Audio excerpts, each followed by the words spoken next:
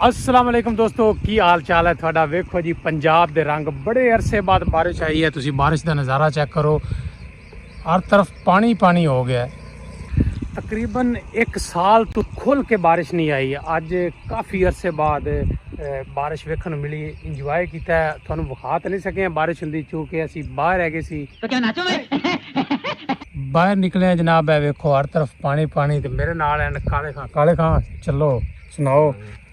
बारिश वाहवा हो गई है जी, बेहतरीन हो गया। तुसी तो घरों नहीं निकले जे। मैं सुत्ता ही हूं। चलो फिर करो बिस्मिल्लाह, चलने हैं जनाब। वैसे जिन्ना दोस्तों की मुंजी लग गई है वो तो हैं खुश कि पानी पानी हो गया है, तो 2 दिन सुकून रहेगा मोटरां नूं। ते जिन्ना दी मक्की पई है वो बेचारे रो रहे हैं, जमीन में मक्की पई है।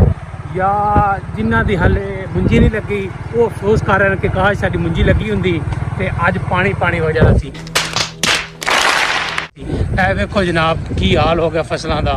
मोदियाँ हो गई जनाब मोदियाँ, लेकिन निखार आ गया, रूप आ गया है सुभान अल्लाह। पंजाब दे रंग तुसी देखो, क्या बात है।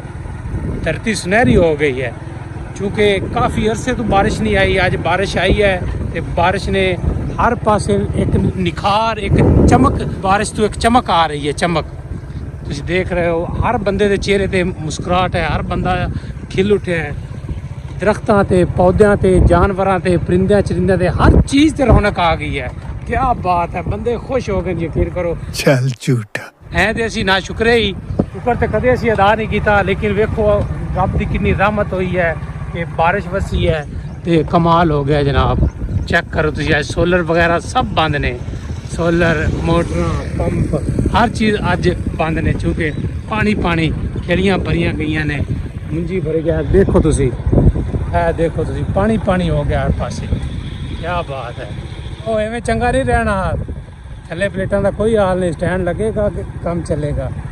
वाह जी वाह, क्या रंग ने, तुसी चेक करो जनाब, क्या माहौल है पिंडा थावां दी। फिर क्या बात है, बहारां आ गई जनाब, बहारां।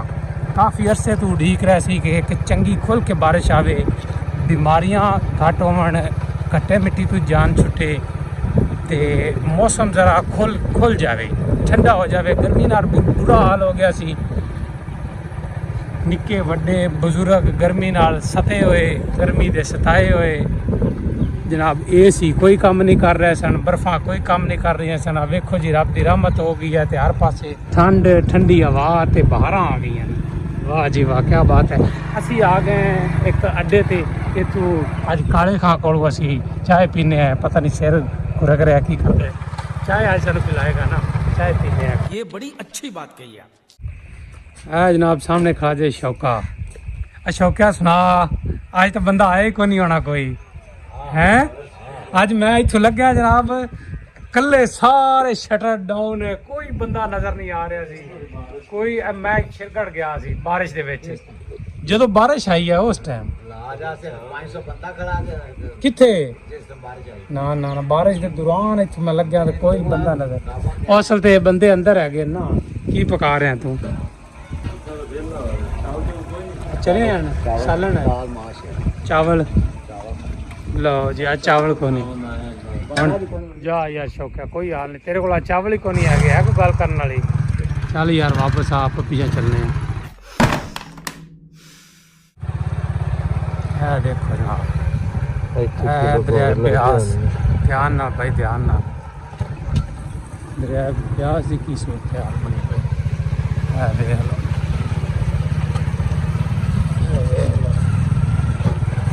साढ़े यहाँ सड़क टुटियां हुई ने।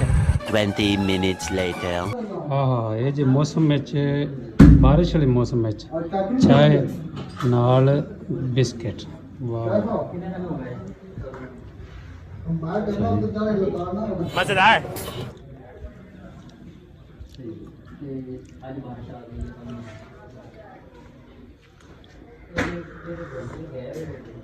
वाह सलीम वाह, चास करा देती गई। Later. चलो चलो चलो जोर लगाओ, जोर जोर जोर। शाबाश शाबाश। बारिश के कुछ फायदे तो कुछ नुकसान भी हैं। वाह वाह वाह, बस लग गई।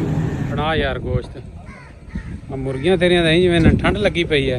उठो उठो इतनी बारिश नहीं आई, खड़ियां हो तकड़ियां हो, होश फड़ो होश। अच्छा लो जनाब साडे पिंड दा हाल वेखो, बारिश ने अखीर नहीं कर छड़ी। तिलकन, चिक्कड़, खोबा, पानी,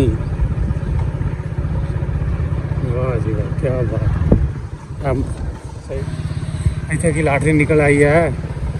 A few hours later.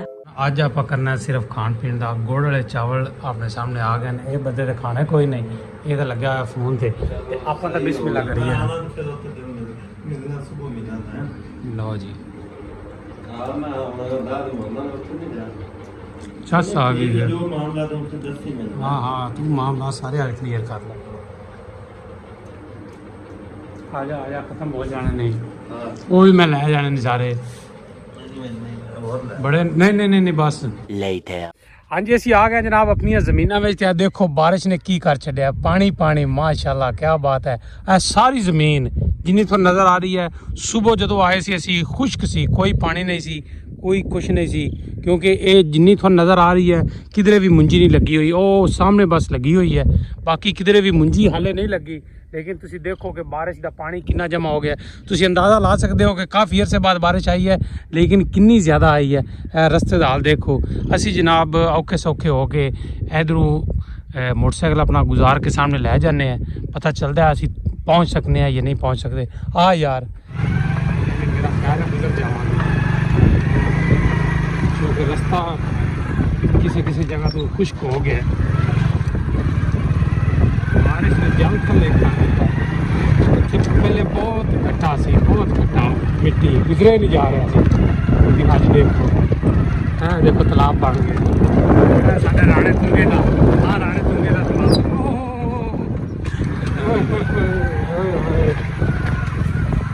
सामने देख के भाई, सामने यार दुश्वार गुजार रस्ते हैं, इम्तिहान है। इतों गुजर के जाना ही असल देखो इतने स्लिप हो सकती मोटरसाइकिल। चल चल चल चल है देखो बंदे का काम देख लो। इन्नी बारिश आई है फिर भी इन्होंने नहर का पानी छड्या हुआ है।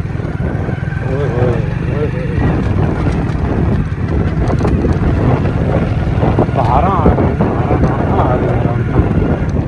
चलो 4 दिन में गर्मी तो बचत रहेगी, कुछ सुकून रहेगा। कह रहे हैं सुबह फिर बारिश है, लेकिन देखो रहमत दी रवे बारिश की क्या बात